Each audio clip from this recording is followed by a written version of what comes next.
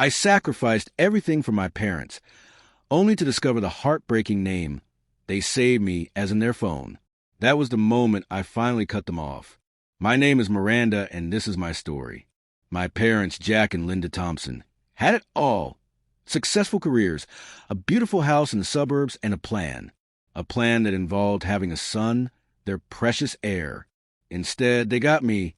I remember the day I realized I wasn't the child they had hoped for. I was 5, playing with my dolls in the living room, when I overheard my mom on the phone. "Yes, it's true.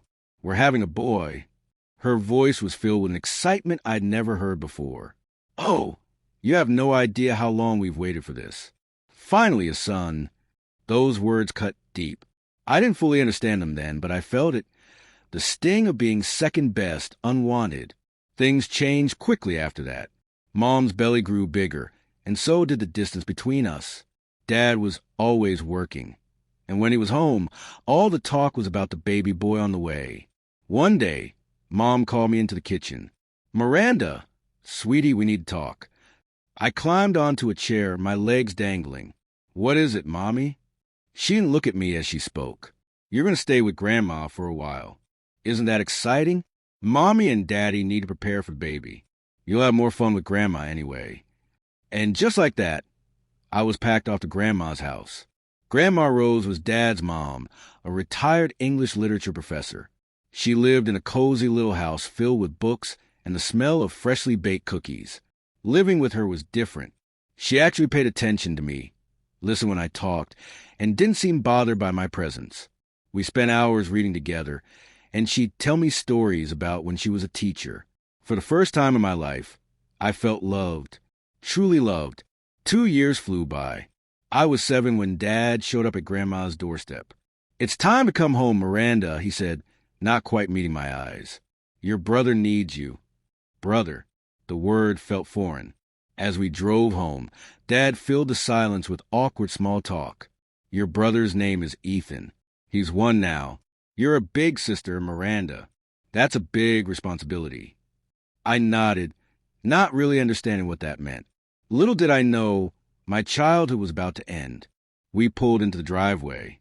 The house looked the same, but it felt different. Mom was waiting at the door, a toddler on her hip. "Miranda, meet your brother, Ethan," she said, her voice oddly formal. I looked at the chubby-faced boy with curly blonde hair.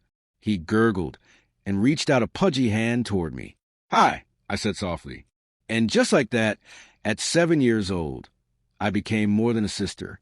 I became a caretaker, a responsibility, a built-in babysitter. My childhood slipped away, replaced by dirty diapers, constant vigilance, and the weight of expectations I was too young to bear. While my classmates were playing with dolls and learning to ride bikes, I was changing diapers and warming bottles. "Miranda, can you watch Ethan while I make a call?" Mom would say, not really asking. I'd nod, already reaching for my little brother. It wasn't that I didn't love Ethan. I did, fiercely. His toothless grin and grabby little hands had won me over from day one. But the constant responsibility was overwhelming. Days blurred together in a haze of school, chores, and babysitting. I was exhausted, struggling to keep up with my homework while making sure Ethan was safe and happy. But no matter how hard I tried, it never seemed to be enough. One fateful day, I took Ethan to the park. He was 2 now, full of energy and curiosity. I turned my back for just a second to tie my shoelace, and in that moment, disaster struck. "Miranda!" Ethan's cry pierced the air, followed by a thud. I whirled around to see him sprawled on the ground, his knee bleeding. Panic seized me as I scooped him up, trying to soothe his wails. When we got home, Mom exploded. "How could you be so careless?" she shouted, cradling Ethan. "You're supposed to watch him." "I'm sorry, I just—" No excuses. Dad chimed in, his face red with anger. "Go to your room. We'll discuss your punishment later." I fled upstairs, tears streaming down my face. It wasn't fair. I was doing my best, but I was just a kid myself. The incidents piled up. Ethan burned his tongue on hot porridge because I didn't blow on enough. He got a bump on his head from a fall I couldn't prevent. Each time, The punishments got harsher, the disappointment in my parents' eyes more evident. Through it all, Grandma Rose was my lifeline. She'd visit when she could. Her presence a balm to my battered spirit. During one visit, I overheard her confronting my parents in the kitchen. This is unacceptable.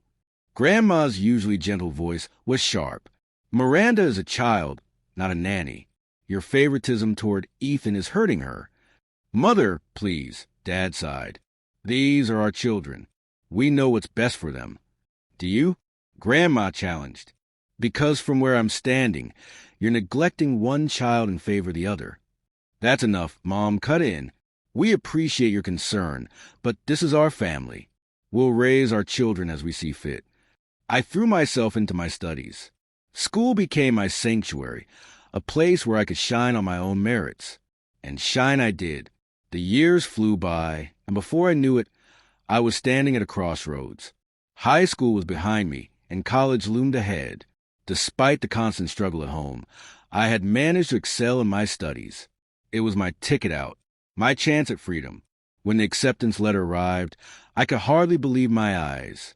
Not only had I been accepted to study investment management, but I had also received a full scholarship. Mom, Dad.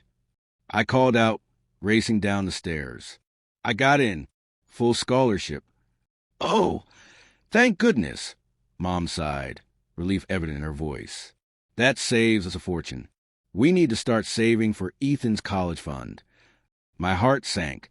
Of course, it wasn't about my achievement. It was about the money they wouldn't have to spend on me. The first few months of college were a whirlwind of classes, new friends, and exhilarating taste of freedom. The money from my parents, combined with the small amounts Grandma Rose secretly sent, was just enough to scrape by. I was careful with every penny, knowing how precious this lifeline was. But 6 months in, everything changed. My phone rang one evening as I was studying. Miranda, Mom's voice came through, curt and businesslike. We won't be sending you any more money. Ethan needs tutors. If he's going to have any chance at college, we need to focus our resources on him now. I felt the familiar sting of rejection, of being cast aside. But Mom, I can barely. You're an adult now, Miranda. She cut me off. You need to solve your own problems. We can't keep supporting you forever. The next few weeks were a blur of stress and sleepless nights. I scoured job boards, applied to every position I could find. Finally, I landed a part-time job at a nearby cafe. The hours were long, the pay was meager, but it was something. One particularly rough day, I called Grandma Rose. Through tears, I told her everything. Those absolute... Grandma cut herself off, taking a deep breath. Listen to me, Miranda. You focus on your studies. I'm increasing your allowance. And don't you dare argue with me about it. With her support, I could breathe again. My grades improved. And before I knew it, I was standing on a stage, diploma in hand, magna cum laude gleaming on the certificate.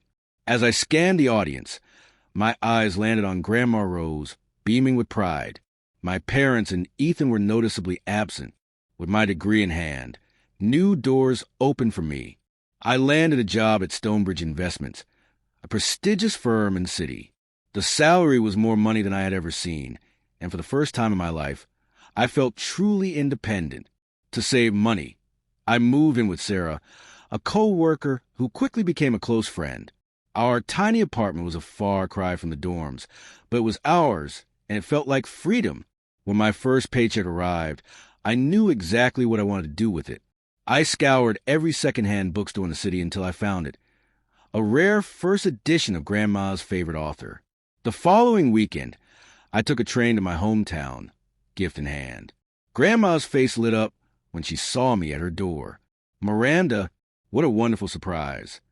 I presented her with the wrapped book, watching as tears welled in her eyes when she opened it. Oh, my dear girl, she whispered, hugging me tightly. You shouldn't have. I wanted to, I said simply. You've done so much for me, Grandma. As we chatted over tea, I mentioned visiting my parents. Grandma's face tightened slightly, but she nodded. I'm sure they'd love to see you. When I called, Mom's voice was distant. Oh, this weekend? "We're quite busy, Miranda. Perhaps another time." The rejection stung, but I pushed it aside. I spent the weekend with Grandma instead, relishing her warmth and genuine interest in my life. As I boarded the train back to the city on Sunday, I couldn't help but feel a mix of sadness and relief. Time marched on. 2 years passed in the blink of an eye, and my career soared. My bosses praised my work ethic and insight, and the bonuses started rolling in. Soon, I was able to afford my own apartment, a small, sun-filled space that was all mine. One evening, as I settled in for a quiet night, my phone rang. Mom's name flashed on the screen. "Miranda," she said without preamble. "These teachers just don't understand Ethan. They're giving him such poor grades. He barely scraped into City College." I bit my lip, choosing my words carefully. "Mom, maybe college isn't the right path for everyone. There are great vocational courses Ethan could."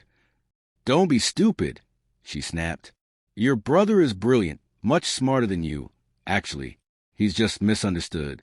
He'll show everyone, you'll see."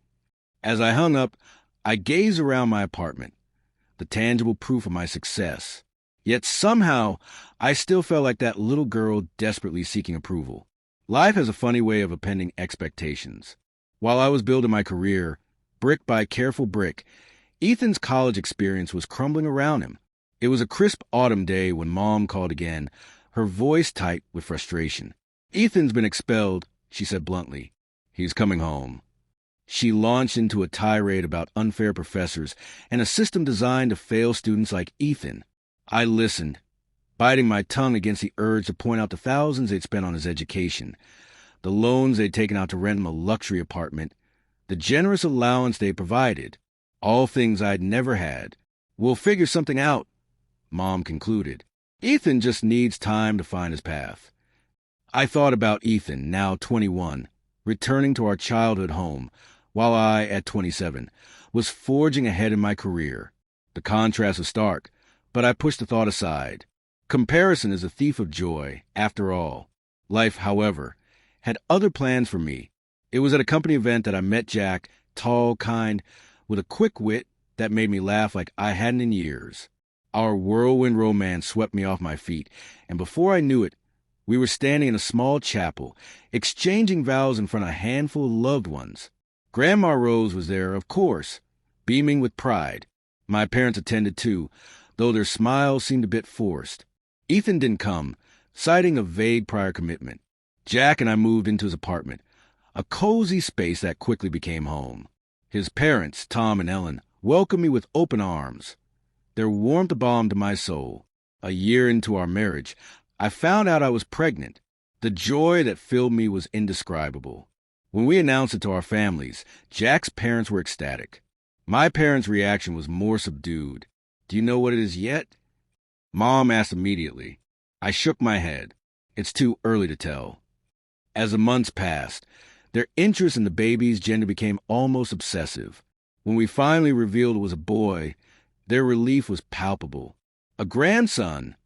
Dad exclaimed. "That's wonderful news, Miranda." I try not to read too much into their reaction, focusing instead on preparing for our son's arrival. Little Alexander came into the world on a rainy Tuesday, his tiny hand wrapping around my finger, as if to say, "I'm here, Mom. I've got you." As I held him, I vowed to give him all the love and support I craved as a child. While I was navigating new motherhood, Ethan continued to drift. He picked up odd jobs here and there, but nothing stuck. He was still living at home, much to our parents' poorly concealed frustration. During a rare family dinner, I tried to broach the subject gently. "You know, Ethan, there's an entry-level position opening up at my company. I could put in a good word." "Miranda," Mom cut me off sharply. "Your brother doesn't need your charity. He's just taking his time to find the right opportunity." Dad nodded. "You were lucky, Miranda. Things just fell into place for you. Not everyone has it so easy." I blinked, stunned. Lucky? The sleepless nights studying, the years of juggling work and school, the constant struggle to prove my worth. None of that felt like luck. But I swallowed my retort, not want to start an argument.